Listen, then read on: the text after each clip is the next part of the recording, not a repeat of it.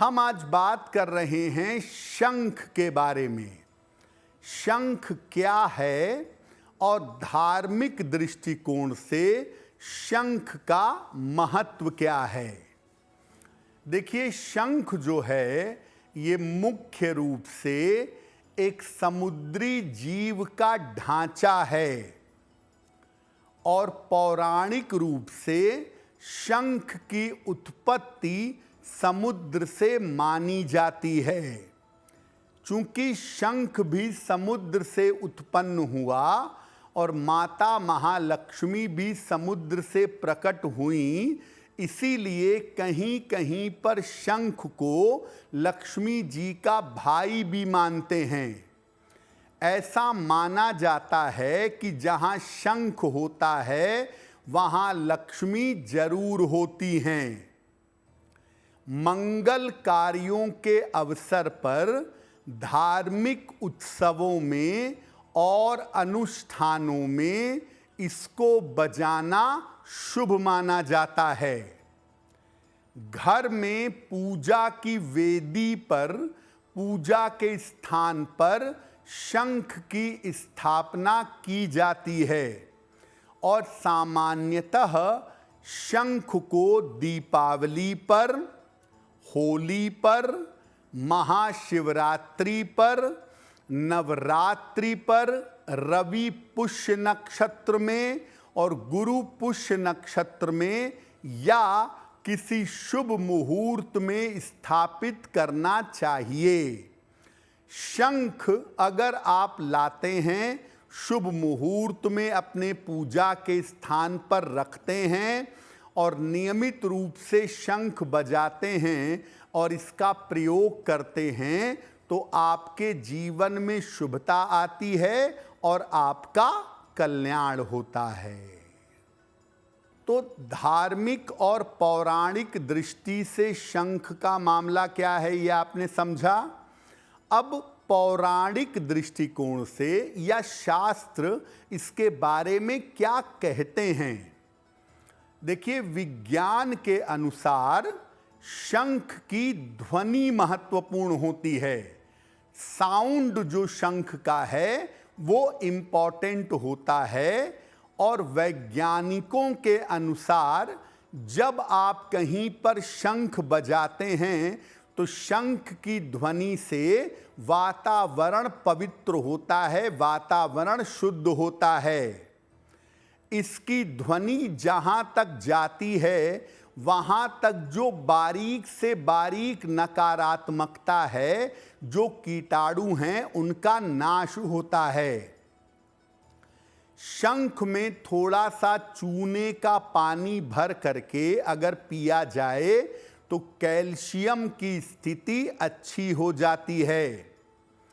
और अगर आप नियमित रूप से शंख बजाते हैं तो हृदय रोग होने की और फेफड़ों की बीमारियां होने की संभावना कम हो जाती है।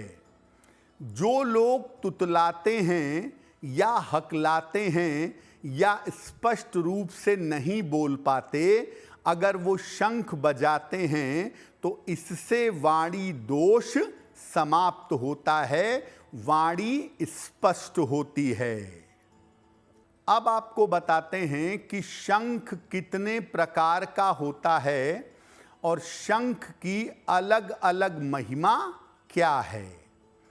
देखिए, शंख कई प्रकार के होते हैं और हर प्रकार के शंख की अपनी विशेषता होती है और हर प्रकार के शंख की पूजा पद्धति अलग अलग होती है। वैसे तो शास्त्र में बड़े सारे प्रकार के शंख बताए गए हैं, लेकिन शंख की आकृति के आधार पर सामान्यतः इसके 3 प्रकार माने जाते हैं। दक्षिणावर्ती शंख, मध्यावर्ती शंख और वामावर्ती शंख। भगवान विष्णु का शंख दक्षिणावर्ती है और माता लक्ष्मी का शंख वामावर्ती है। माता लक्ष्मी का शंख अगर घर में स्थापित किया जाए तो धन का बिल्कुल अभाव नहीं होता, धन की प्राप्ति होती रहती है। इसके अलावा महालक्ष्मी शंख, मोती शंख और गणेश शंख भी पाया जाता है। मोती शंख का विशेष प्रयोग आयुर्वेद में किया जाता है और मोती शंख के प्रयोग से त्वचा की तमाम समस्याओं को बड़ी आसानी से दूर किया जा सकता है। अब आपको बताते हैं कि सामान्य रूप से शंख का प्रयोग कैसे करना चाहिए। देखिए, सफेद रंग का एक शंख शुभ मुहूर्त में या शुभ तिथि को ले आएं, इसको गंगा जल और दूध से धो करके शुद्ध कर लें। इसके बाद गुलाबी वस्त्र में लपेट करके या पीले वस्त्र में लपेट करके पूजा के स्थान पर रखें। सुबह और शाम पूजा के बाद 3-3 बार शंख बजाइए और बजाने के बाद शंख को धो करके पुनः पूजा स्थान पर रख दें। एक तरीका ये है कि जब आप पूजा की शुरुआत कर रहे हैं सुबह के समय, तो शंख में जल भरकर पूजा स्थान पर रख दें। पूरी पूजा जब समाप्त हो जाए तो शंख के जल को पूरे घर में छिड़कें, घर के मुख्य द्वार पर छिड़कें और बाकी जल को पौधे में डाल दें। ऐसा करने से नकारात्मक ऊर्जा पूरी तरह से आपकी समाप्त हो जाएगी।